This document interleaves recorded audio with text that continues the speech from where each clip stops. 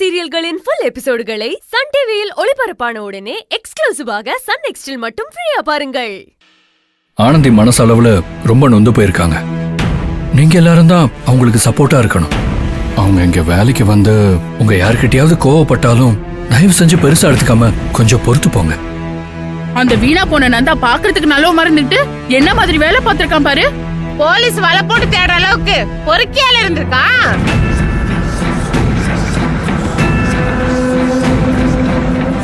அவ சுயரூபம் இதுதானு கொஞ்சம் முன்னாடி தெரிஞ்சிருந்தா கூட ரகுவ அடிச்சு விரட்டின மாதிரி இவனையும் அடிச்சு விரட்டி இருக்கலாம். அவன் நல்ல நேரம் தப்பிச்சிட்டான். அவன் எங்க தப்பிச்சான்? அவன் தான் செத்துட்டானே. அவன் பண்ண பாவத்துக்கு தான் கடவுள் அவனை ஒரேடியா கூப்பிட்டுக்கிட்டாரு. அவனை கடவுள் வேற கூப்பிடுறாரா? எத்தனை பொண்ணுங்க வாழ்க்கையில விளையாடி இருக்கான். அவன்லாம் நரகத்துக்கு தான் போவான். பாவம் ஆனந்தி, இதெல்லாம் எப்படிதான் தாங்கிக்கிட்டாலோ. இத பாருங்க, உங்களை எல்லாரையும் கூப்பிட்டதே இப்படி ஏதாவது புலம்புறதா இருந்தா ஆனந்தி முன்னாடி புலம்பாதீங்கன்னு சொல்றதுக்காகத்தான். ஆமா, மறுபடியும் நந்தாங்கிற வார்த்தை கூட ஆனந்தி காதுல விழவே கூடாது.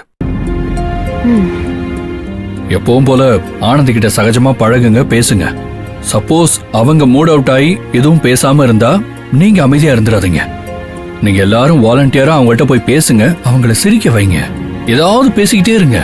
வேலை செஞ்சாதான் அவங்க மைண்ட் டைவர்ட் ஆகும். நடந்த எதை பத்தியும் அவங்க யோசிக்கவே கூடாது. யோசிக்காம நீங்க தான் பாத்துக்கணும்.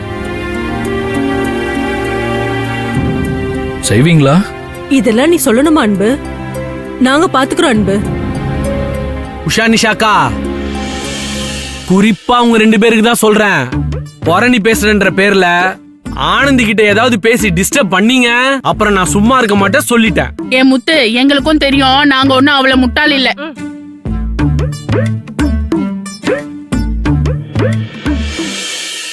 ஆனந்தி வரா.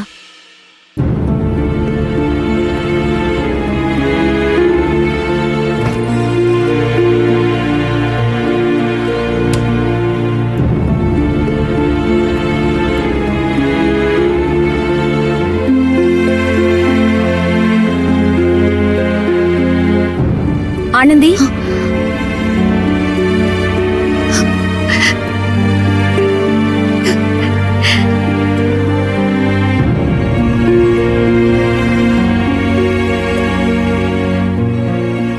ஆனந்தி என்ன மன்னிச்சிடுறி.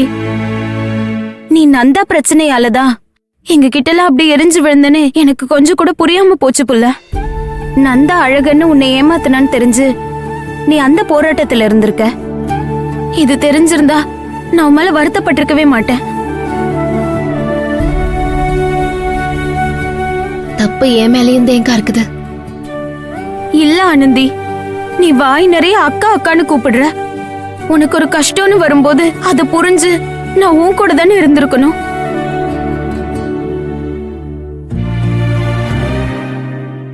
இவ்ளோ பிரச்சனை நடந்தோ நீ என் மேல பாசமா தான் இருந்த. ஆனா நான் தான் உன்னை புரிஞ்சுக்கவே இல்ல. அன்பு மேல நீ கோவமா இருந்தன, உன் மேல நான் கோவமா இருந்துட்டேன். என்ன மன்னிச்சிருடி. என்னக்கா பெரிய வார்த்தையெல்லாம் பேசுறீங்க?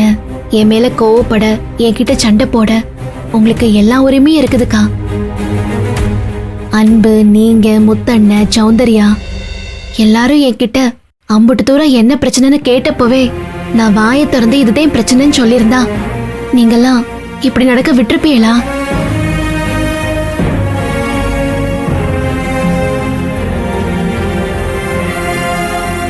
நான் தேங்கா தப்பு பண்ணிட்டேன். இது வரைக்கும் அன்பு ஒரு விஷயம் பண்ணா அதுக்கு பின்னாடி 1000 அர்த்தம் இருக்கும்னு எனக்கு தெரியும். அதே மாதிரி உன்னோட ஒவ்வொரு அசைவுக்கும் 1000 அர்த்தம் இருக்கும்னு நான் இன்னைக்கு தாண்டி புரிஞ்சுக்கிட்டேன். இனிமே எந்த மாதிரி மோசமான நிலைமை வந்தாலும் நான் உன் கூடவே இருப்பேன் ஆனந்தி. அன்பை எப்படி எந்த சூழ்நிலையிலையும் விட்டு கொடுக்க மாட்டேனோ அதே மாதிரி உன்னையும் விட்டு கொடுக்க மாட்டேன். இது சத்தியம். ஐயோ அக்கா, பரவாயில்லக்கா. நானும் இனிமே என்ன நடந்தாலும் உங்ககிட்ட மறைக்க மாட்டேன்.